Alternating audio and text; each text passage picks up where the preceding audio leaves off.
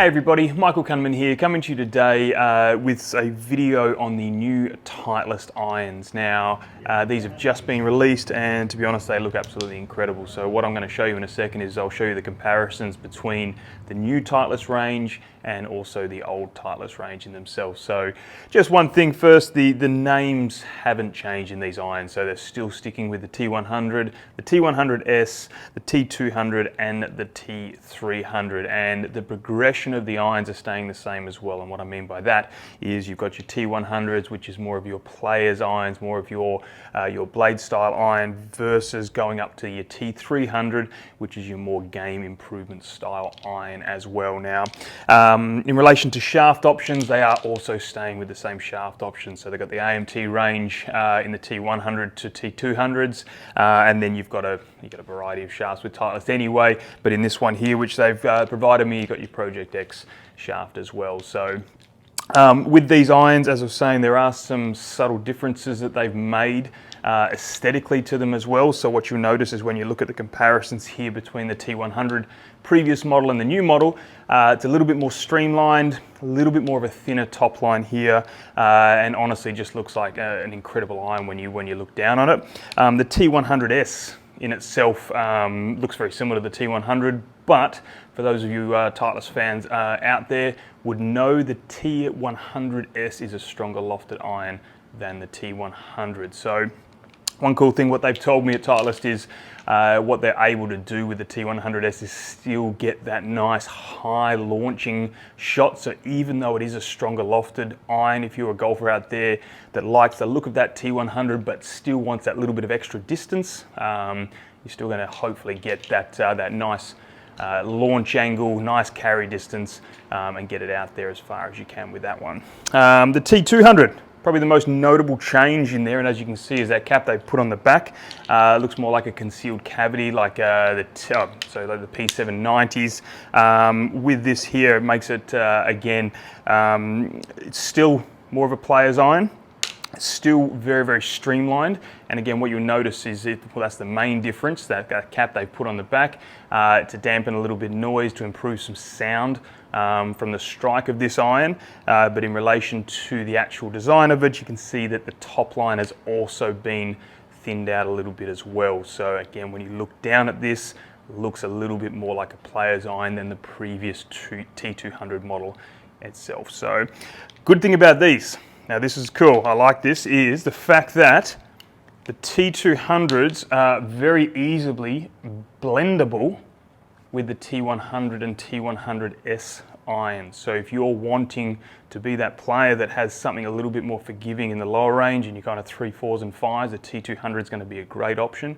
And then if you get up to your 6, 7, 8s, 9s, you can blend it back into the T100 or even the T100S to try and get that feel from your lower irons, your mid irons, and also your wedges as well. In relation to the makeup of the T100s, or sorry, the T200s, what number do you think they go down to?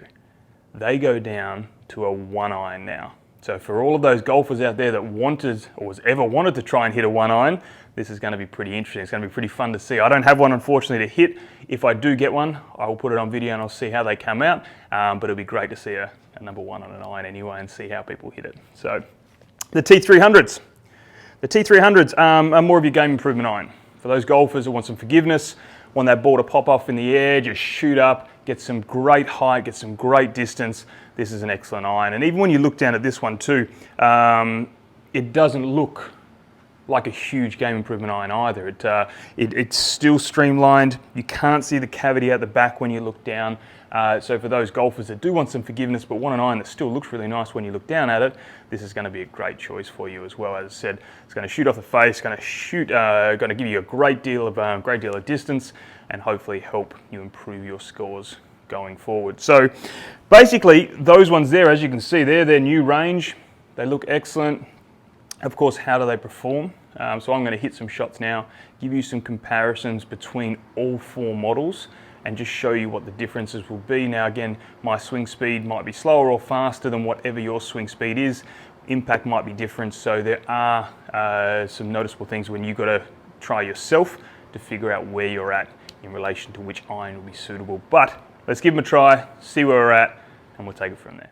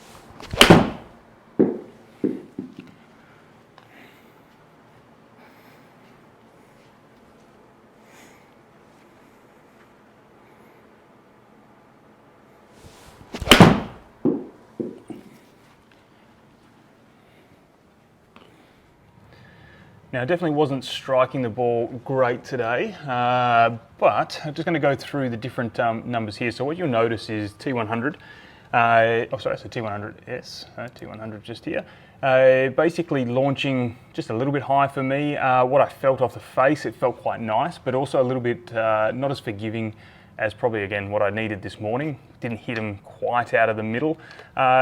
Decent carry in total. I'd probably expect maybe a little bit further than that for my swing. And then you go to the T100S. Launch angle comes down a little bit.